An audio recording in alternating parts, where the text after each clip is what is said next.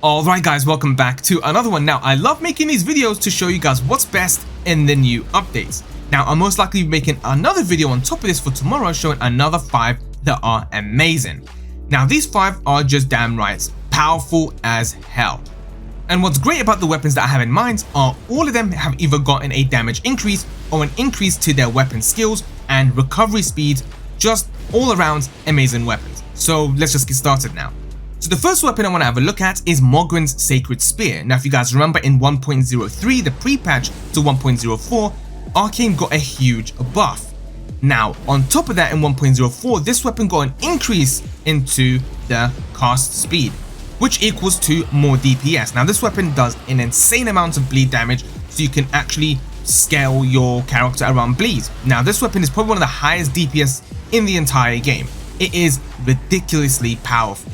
You can use this against a bunch of enemies to take out a horde of enemies in PvP. The range of this skill is just incredible and it does a huge amount of damage against bosses. It's an all-round amazing weapon. Definitely something to try out if you haven't before with the 1.03. In 1.04 you have 2 buffs for this weapon. Definitely something to try out. The next weapon I want to talk about is Morgotts Cursed Sword. Now in 1.03 this weapon got a buff with Arcane, which now can scale with Arcane.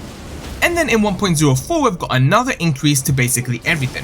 Faster cast speed, which means you can now use this weapon's skill even quicker, and quicker recovery speed. So once you are using those slashing attacks or that skill, you can finally roll away a lot quicker, which means no more getting hit by bosses or PvP enemies.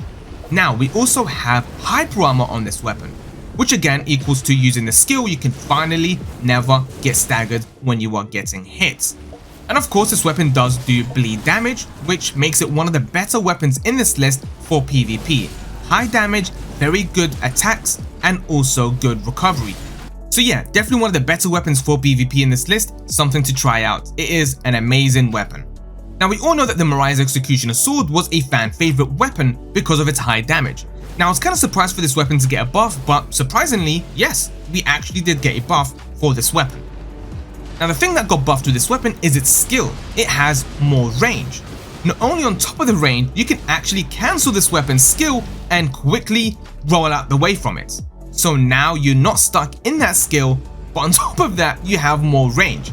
Easily an amazing weapon and an amazing buff for this weapon. I was really surprised for this to get a buff because it was pretty damn good. It was in a lot of lists for being one of the most powerful weapons in the game.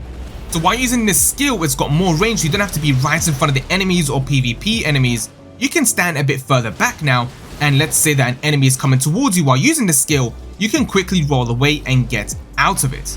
Amazing. Definitely something to now finally use if you've put it away and you wanted to try something different, and you've been looking maybe forward to using this weapon again. Now it's time to put it back on your character and spec your character around the Marais Executioner Sword. Now with the increase to colossal weapon damage and basically an all-round buff to colossal weapons, we have to have some pretty good colossal weapons now. Now this is where the Ruin's Greatsword will come in. By far one of the best weapons in the entire game for every single situation. Now there's always been a battle between Blasphemous Blade and Ruin's Greatsword. The difference is basically the Blasphemous Blade is a greatsword, while the Ruin's Greatsword is a colossal greatsword. With the buff to colossal weapons doing more damage when it's two-handed is just incredible. Now with the Ruin's Greatsword, the skill, the slashing attacks and the heavy attack do an insane amount of damage.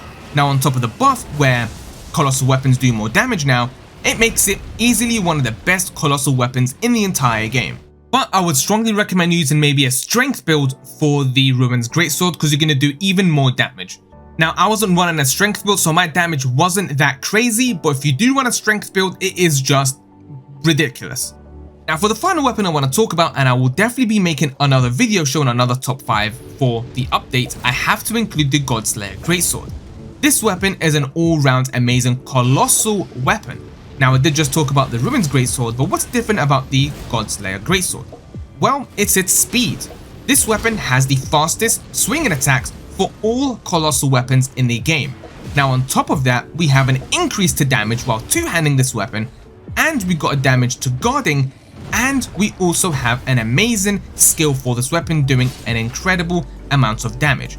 Definitely one of the better colossal weapons in this. Now, I know I just talked about the Ruins Greatsword being the best colossal weapon, but this has to be on the list just due to its fast swinging attacks, incredible skill, and damage. Alright, so now let me show you guys exactly how to get these weapons if you don't know how to get them. But anyway, if you're going to stop watching here, thank you so much for watching, and hopefully these helped. But anyway, if you don't know how to get some of these weapons, let's go ahead and do them in order. So how do we get the Morgott's Sacred Spear? Well, you actually have to fight Morgott located in this part of the map, the Dynasty Mausoleum, or in fact, Morgott's Dynasty Mausoleum. Now, if you don't know how to get here, I will link my video down in the description showing you how to get into Morgott's Dynasty. It's pretty simple. Next up is Morgott's Cursed Sword. Now, this is actually one of the easier ones to get in the game because all you have to do is basically play the normal campaign. Now, from the first step, what you want to do is just go around the left side like this, all the way around until you get inside the capital. Now, in the capital, you have to be up here into the Elden throne. Now, here you're going to fight Morgott himself in order to continue on into the game. By now, you should know how to get this weapon. If you don't, there you go. For Marais' Executioner Sword, this is another easy one to get. What I'm going to do is just open up the map and I'm going to make a trail for you to come down into the shaded castle. If you already know where this is, you have to fight the boss inside. Now, if you don't know how to get here, once you are in the Grand Lift of Dexus, follow this exact route that I've just drew for you and you should be able to find it. At the top, you'll find the mist. Inside is the boss to kill him and get the weapon.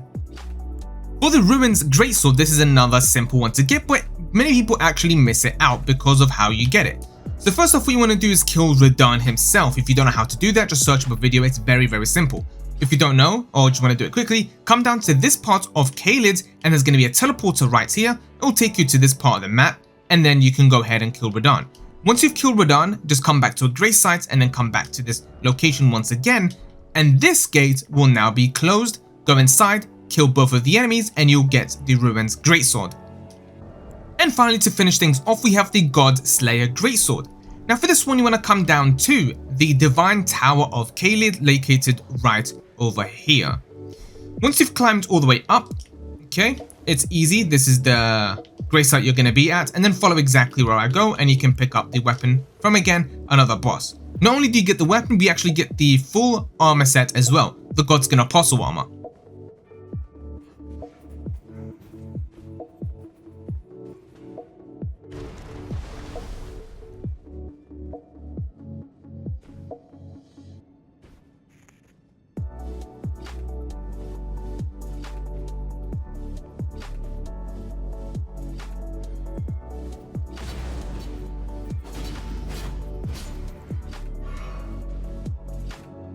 Now for you right here, there will be a lift, just get in it, but for me it's already down, so I have to stand on this to bring it back up. If I look down, you can actually see it coming. Oh, there we go, it's right here.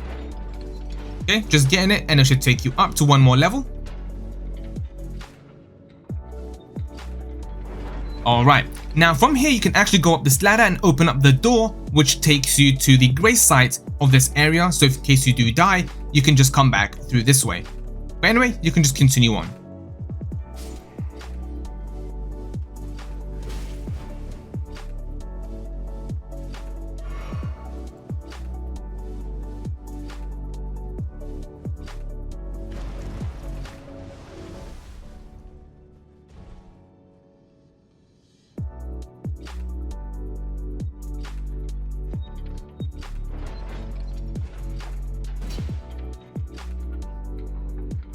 Alright, now we are finally down. Now what you have to do here is just get the grace site, just like this. Well, I actually sat down on it.